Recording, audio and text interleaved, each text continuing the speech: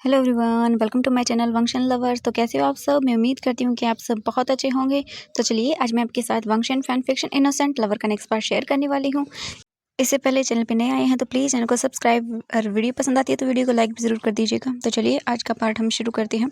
इससे जो पहले वाला पार्ट था उसमें हमने देखा था वी यिंग जो था वो वी मैंशन से भाग चुका था और भागने में वी यिंग की मदद ग्रैनी वैन ने की थी। ग्रैनी वैन किचन में अपने कुछ कामों को कर रही थी, तभी उसे पता चलता है कि सबको पता चल गया है कि वी यिंग घर में नहीं है। वी यिंग को पूरे मैंशन में ढूंढा जाता है लेकिन वो किसी को भी नहीं मिलता। यह देखकर वी यिंग की जो ग्रैंड माँ है यानी कि मैडम वी बहुत ही गुस्से में आ जाती हैं और मैंग याओ भी सभी लोग वी यिंग को ढूंढ रहे थे लेकिन उन सबको वी यिंग कहीं भी नहीं मिल रहा था। वी यिंग जब उन सबको नहीं मिलता तो वो बहुत ही गुस्से में आ जाते हैं। अब हम नेक्स्ट मॉर्निंग का सीन देखते हैं।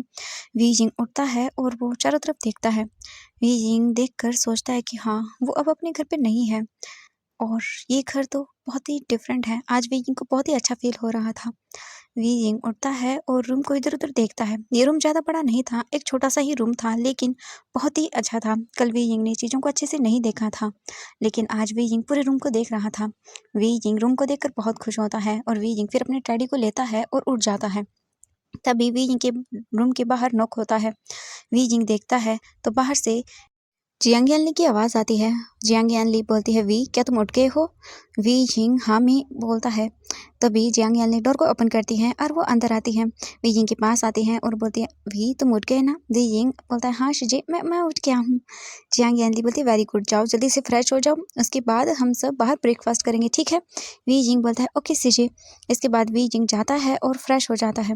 फ्रेश होकर जो ग्रैनी वैन ने उसे कपड़े दिए थे उन्हें आकर रूम के अंदर पहन लेता है, बैग में से निकाल कर। उन्हें पहनने के बाद वी यिंग रूम से बाहर आता है और देखता है तो वहां पर जियांग चेंग, जियांग यानली और उसका लिटिल बेबी जो कि जियांग चेंग के गोद में था उसे खिला रहा था। जियांग चेंग स्माइल करता है और बोलता है, वी यहाँ आओ। वी यिंग जाता है और जियांग चेंग के पास जाकर खड़ा हो जाता है। जियांग चेंग विंग की ओर देखता है और बोलता है, वी चलो बैठ जाओ, नाश्ता करो। वी यिंग बोलता है, ओके। इसके बाद वी यिंग भी वहाँ चेयर पर बैठ जाता है। जियांग यानली वी यिंग को खाना देती है और वी यिंग खाने को खाता है। वी यिंग खाने को खाकर बोलता है, वाह ये बहुत अच्छा है। आपको पता है इस खाने का स्वाद ना मेरी मॉम के खाने के स्वाद से मिलता है। वो भी मेरे लिए ऐसे ही खाना बनाती थी। लेकिन फिर वी यिंग ये बोलकर अपनी मॉम के बारे में याद करने लगता है। वी जिंग की मॉम वी जिंग को छोड़कर बहुत पहले ही जा चुकी थी और फिर कुछ टाइम के बाद वी जिंग के फादर भी चले गए थे। वी जिंग के फादर बहुत ही डिप्रेस हो गए थे वी जिंग की मॉम के जाने के बाद। अपनी मॉम के बारे में सोचकर वी जिंग को बहुत ही ज़्यादा बुरा फील होता है। वी जिंग की आंखों से आंसू आ जाते हैं। जियांग यानली जब ये देखती हैं तब वो अपनी टेबल से उठती हैं, वी जिंग के पास जाती हैं और वी जिंग के फेस को अपने दोनों हाथों में पकड़ती हैं और बोलती, वी चिंता मत करो, सब ठीक होगा। अब हम है ना तुम्हारे साथ, तो प्लीज़ रोना बंद करो, ठीक है? और तुम्हारी मॉम आसमान से तुम्हें देख रही होंगी और जब उन्हें पता चलेगा कि उनका छोटा सा वी जिंग रो रहा है तो क्या उन्हें अच्छा लगेगा? वी जिंग देखता है और बोलता है कि क्या उन्हें हर्ट होगा? जियांग यानली बोलती है, हाँ वी जरूर उन्हें हर्ट होगा जब उन्हें पता चलेगा कि उनका बेबी ऐसे रो रहा है।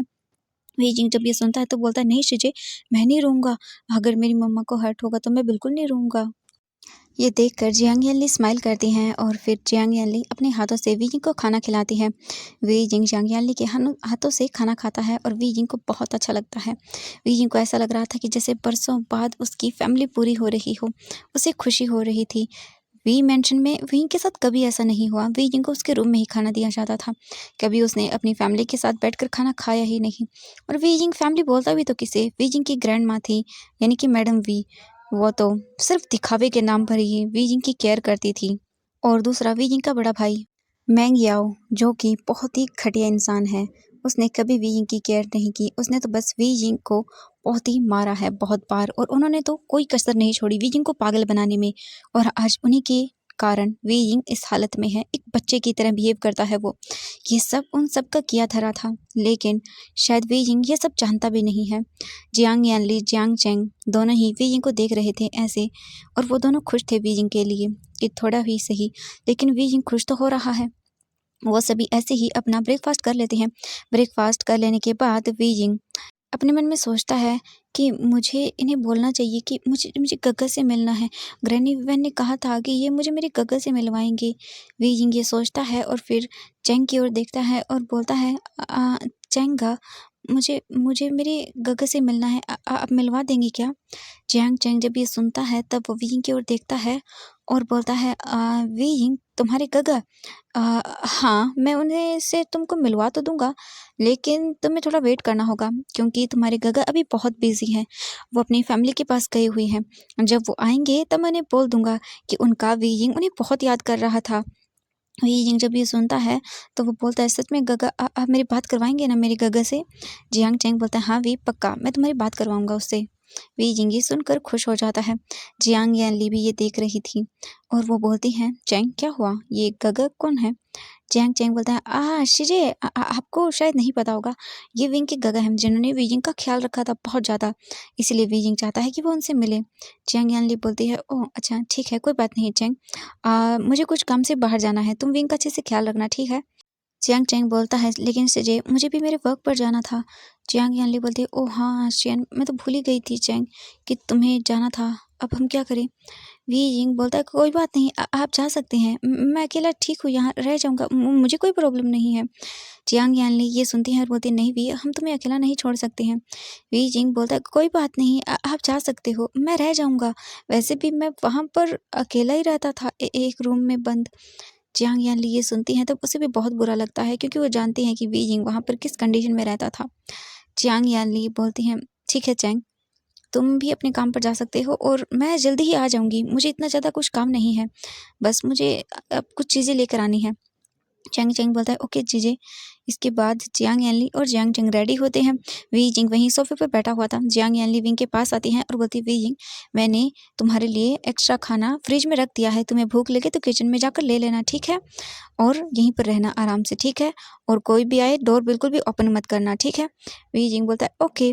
इसके बाद जियांग यांली और जियांग चैंग वहाँ से चले जाते हैं। वो डोर को बंद करते हैं, अच्छे से लॉक करते हैं और चले जाते हैं।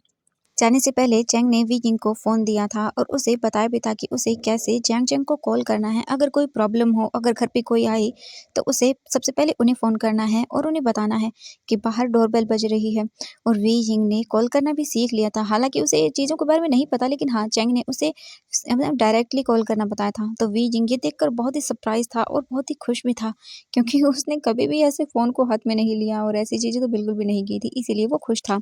उन्होंने वी जिंग को डोर ओपन करना नहीं बताया था क्योंकि अगर वो बता देते हो सकता है कोई वहाँ पर आ जाए विंग को ढूंढता हुआ और विंग डोर ओपन कर दे तो ये बहुत बुरा हो सकता था। और वैसे भी यहाँ पर कोई इतना आता भी नहीं है, इसीलिए उन्होंने विंग को डोर ओपन करना नहीं बताया। और अगर वो आए तो वो खुद ही डोर को ओपन कर सकते हैं पासवर्ड से, इसीलिए वो चले गए थे दोनों। वी हॉल में बैठा हुआ था और सोफे पर और सोच रहा था कि अब वो क्या करे। वी यिंग बहुत ही बोर फील कर रहा था। वी यिंग सोफे पर लेट जाता है और अपने टैडी को देखता है और बोलता है, टैडी अब हम क्या करें, मैं बोर हो रहा हूँ। वी यिंग फिर रूम के अंदर इधर उधर सब चीज़ें देखने लगता है। अब हम दूसरी तरफ वी मेंशन का सीन देखते हैं। वी मेंशन के अंदर मैडम वी डाइनिंग टेबल पर बैठी हुई थी, मैंग याओ भी था और वो सभी बहुत ही परेशान थे। उनका दिमाग खराब हो रहा था कि आखिर वी जिंग चला कहाँ गया। वहीं ग्रैनी वैन उनके डाइनिंग टेबल के पास ही खड़ी हुई थी और उन सभी को वो सर्व कर रही थी। मैंग याओ बोलता है, ग्रैनी वी मुझे समझ नहीं आ रहा आखिर वो जा कैसे सकता है यहाँ से। नहीं, इतना आसान नहीं है उसके लिए यहाँ से भागना। इतने सालों में ही वो यहाँ से नहीं गया तो अब कैसे जा सकता है। और सबसे बड़ी गलती हमारी ये थी कि हमने घर के अंदर सीसीटीवी कैमरास नहीं लगवाई, कभी ज़रूरत ही नहीं पड़ी, लेकिन मुझे लगता है हमने बहुत बड़ी गलती कर दी है। मुझे लगता है अब हमें लगवानी चाहिए।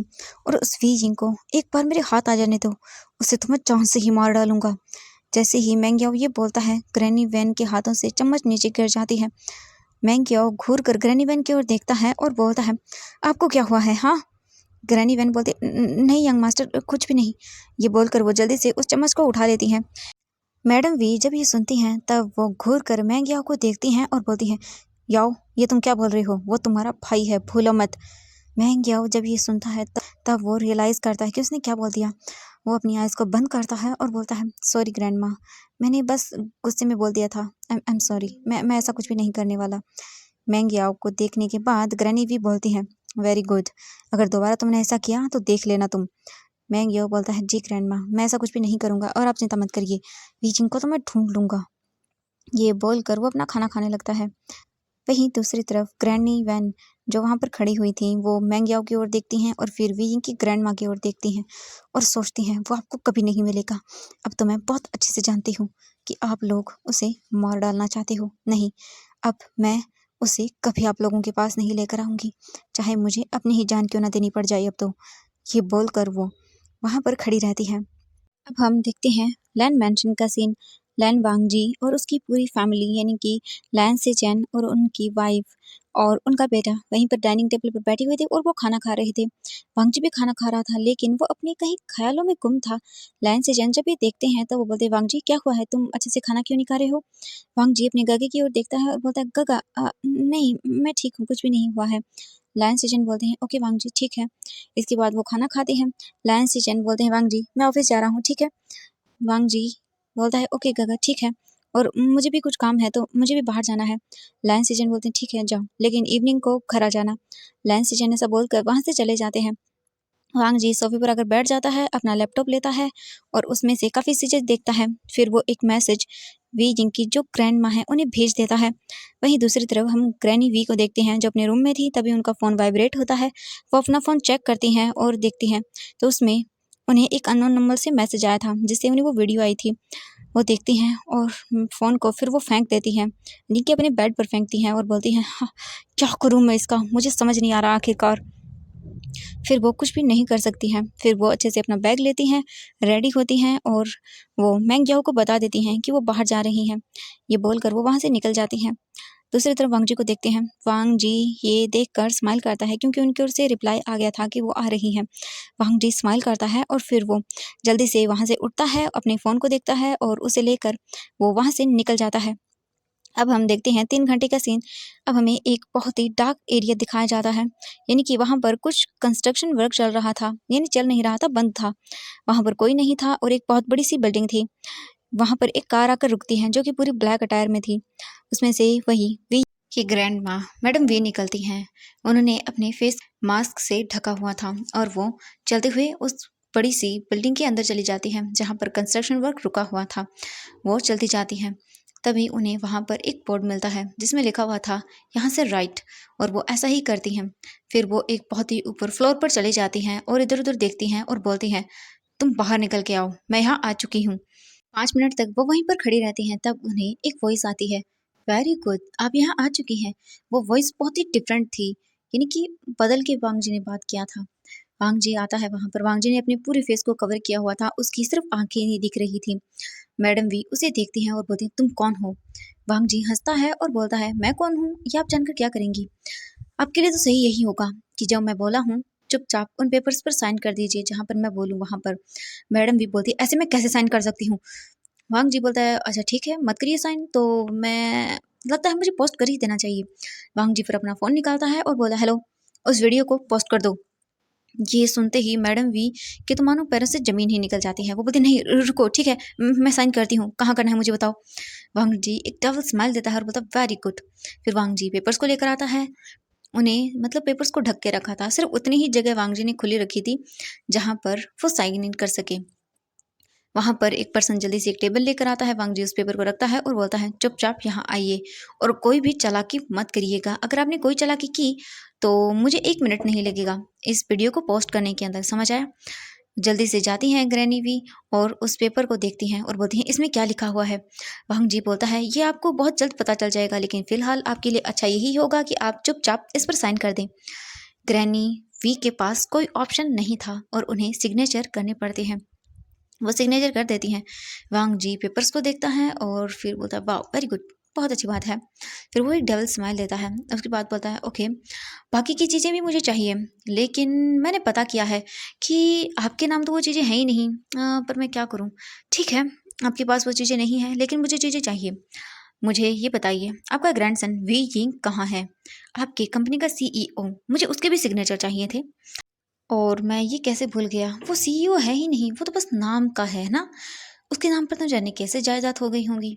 वैसे मुझे समझ नहीं आया वो ऐसे बच्चों की तरह बिहेव क्यों करता है आखिरकार। हाँ, ये सुनकर ग्रैनी वैन बिल्कुल फ्रीज हो जाती हैं और वो बोलती, क्या क्या क्या कहा तुमने? वो ठीक है। वांग जी जब ये सुनता है तब वो हंसता है और बोलता है वो ठीक है?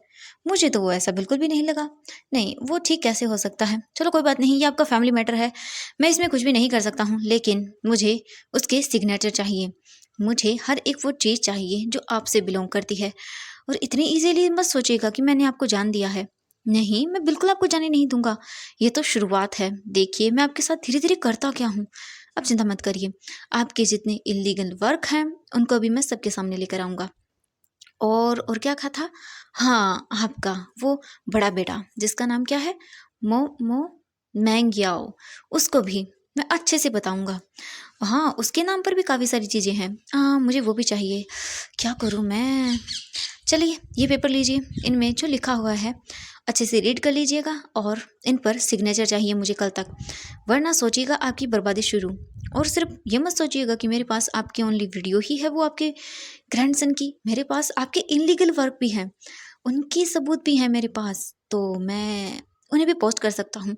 1 सेकंड के अंदर आपकी कंपनी में जितने भी इन्वेस्टर्स हैं वो सब बाहर हो जाएंगे और आपकी कंपनी बिल्कुल बर्बाद हो जाएगी और चर्चा में आ जाओगे।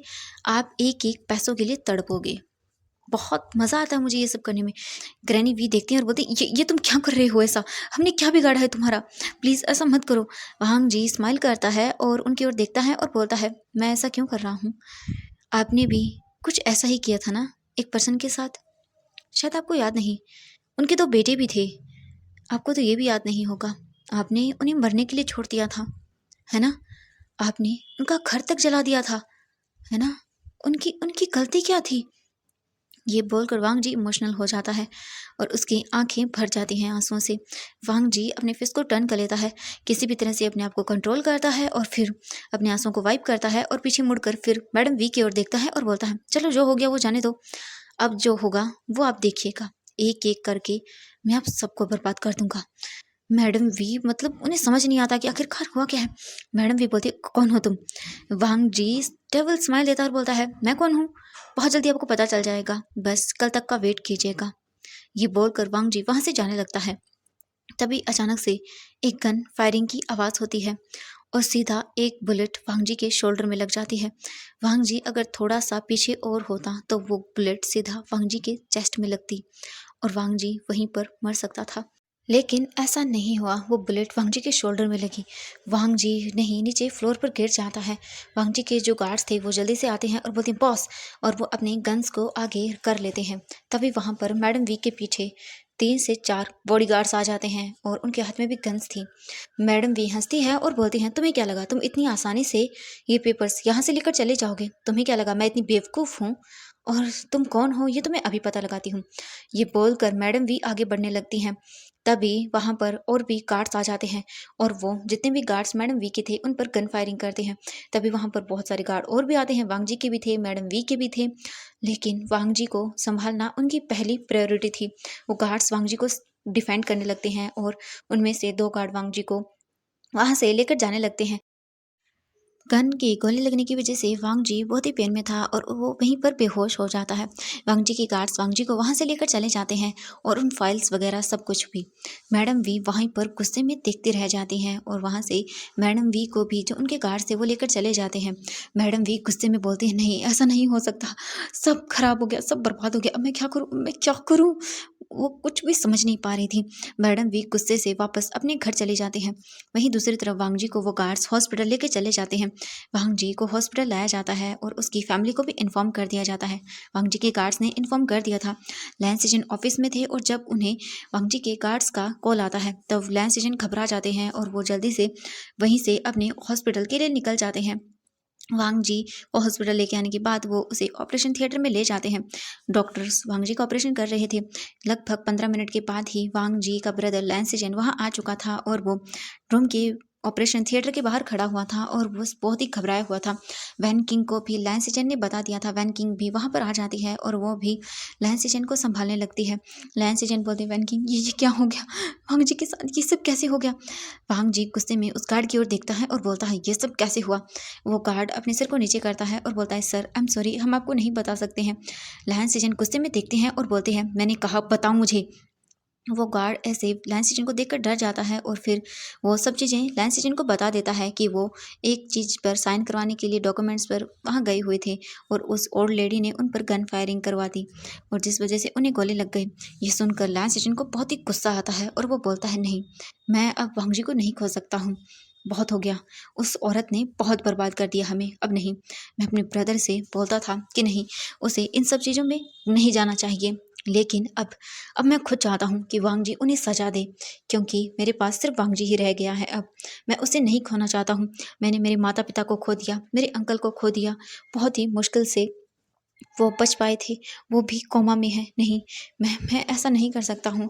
मैं अपने ब्रदर को नहीं खो सकता हूँ। वैन किंग लैंस एजेंट को शांत करवाती है और बोलती है, देखिए आप चुप हो जाइए प्लीज़, ऐसा मत करिए आप। अभी हमें वांग जी को संभालना होगा, आप चिंता मत करिए, उसे कुछ भी नहीं होगा, प्लीज़ संभालिए अपने आप को। लैंस एजेंट अपने आप को संभालते हैं और वो वैन किंग को हग कर लेते हैं। लगभग 1 घंटे के बाद डॉक्टर ऑपरेशन रूम से बाहर निकलता है और वो बोलता है, मिस्टर लैन, अभी उनकी हालत बिल्कुल ठीक है, लेकिन प्लीज़ अब उनका ख्याल रखिएगा। उनके शोल्डर में उन्हें काफ़ी पेन भी होगा और हो सकता है 1 महीने तक वो अपने हाथ को अच्छे से प्रॉपर्ली मूव भी ना कर पाएँ। लैंस एजेंट बोलते हैं, ठीक है, अब चिंता मत करिए डॉक्टर, हम उनका अच्छे से ख्याल रखेंगे। डॉक्टर बोलता है, ठीक है, कुछ देर के बाद उन्हें दूसरे रूम में शिफ्ट कर दिया जाएगा, तब आप उनसे मिल सकते हैं। लैंस एजेंट बोलते हैं, ठीक है। इसके बाद वांग जी को आधे घंटे के अंदर ही दूसरे रूम में शिफ्ट कर दिया जाता है। लैंस एजेंट और वैन किंग दोनों रूम के अंदर आते हैं तो देखते हैं कि वांग जी अभी बेहोश था। लैंस एजेंट उसके पास बैठ जाते हैं और बोलते हैं, मेरे ब्रदर, आई एम सॉरी, मैंने तुम्हारा इन सब चीज़ों में इतना साथ नहीं दिया, लेकिन अब मैं तुम्हारे साथ हूँ, क्योंकि मुझे अभी भी यही यकीन था कि वो लेडी इतना घटिया काम भी कर सकती है। मेरे ब्रदर को इतना हर्ट किया उसने। नहीं, अब मैं नहीं छोड़ूंगा। वांग जी, मैं तुम्हारे साथ हूँ, तुम जो भी करोगे उसमें। वैन किंग वांग जी लैंस एजेंट के पास आती हैं और वो उसके शोल्डर पर हाथ रखती है और बोलती है, प्लीज़ संभालिए अपने आप को। लैंस एजेंट बोलते हैं, हाँ। इसके बाद अब हमें 3 घंटे बाद का सीन दिखाया जाता है। वांग जी को होश आ चुका था। लैंस एजेंट उसके पास बैठे हुए थे और वो उसे डांट रहे थे और बोल रहे थे, वांग जी, तुमने अपने आप को समझा क्या है? तुमने एक बार भी ज़रूरी नहीं समझा कि तुम अपने ब्रदर को साथ लेकर चलो। वांग जी बोलता है, ग प्लीज़ मेरी बात को सुनिए ना। लैंस एजेंट बोलते, नहीं, मुझे तुम्हारी कोई बात नहीं सुनती है, मुझे तुम्हारी कोई बात नहीं सुननी है। वैन किंग, इसे बोल दो मैं जा रहा हूँ यहाँ से। ये बोलकर वांग जी को वहीं छोड़कर लैंस एजेंट चले जाते हैं।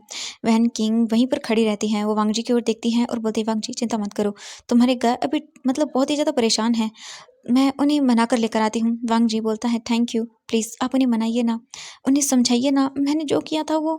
वैन किंग बोलती है, लैन वांग जी, मैं अच्छे से जानती हूँ, चिंता मत करो आप, मैं उन्हें मना कर ले आऊँगी। तुम तो जानते हो ना अपने गगा के गुस्सा को। वांग जी बोलता है, हाँ प्लीज़ उन्हें लेकर आइए ना मना के। वैन किंग बोलती है, हाँ हाँ ठीक है।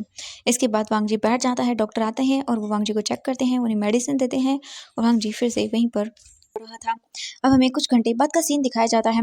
वांग जी को उसके ब्रदर लैंस एजेंट वापस घर ले आए थे। वांग जी अपने रूम में बैठा हुआ था और वो सोच रहा था कि उस औरत की हिम्मत कैसे हुई उसके साथ इतना बड़ा धोखा करने की। नहीं, अब तो वांग जी उसे अच्छे से सबक सिखा के रहेगा। वांग जी की आंखों में गुस्सा साफ साफ उसे नजर आ रहा था। वांग जी फिर अपने बेड से जैसे ही उठने वाला था, तभी वांग जी की रूम का डोर ओपन होता है। वांग जी जब अपने गगा को देखता है तो वो वापस बेड पर बैठ जाता है। लैंस एजेंट रूम में आते हैं और उसके पास बैठते हैं बेड पर और बोलते, वांग जी कहाँ जा रहे थे तुम? वांग जी बोलता है, गगा मैं कहीं नहीं जा रहा था। लैंस एजेंट बोलते हैं, वांग जी मैं अच्छे से जानता हूँ तुम्हें, तुम अभी इस घर से बाहर नहीं निकलोगे जब तक कि तुम्हारा ये वाउंड अच्छे से भर नहीं जाता। वांग जी बोलता है, गगा लेकिन। वांग जी जब ये बोलता है तो लैंस एजेंट बोलते हैं, वांग जी मैंने क्या कहा, तुमसे सुनाई नहीं दिया तुम्हें? वांग जी बोलते हैं, गगा प्लीज नहीं ऐसा मत करिए ना, मुझे करना है, बहुत सारी चीजें करनी है मुझे। लैंस एजेंट बोलते हैं, वांग जी मैं जानता हूँ कि तुम्हें क्या करना है, लेकिन जब तक तुम ठीक नहीं हो जाओगे तुम कुछ भी नहीं करोगे। वांग जी बोलता है, गगा लेकिन आप जानते हो।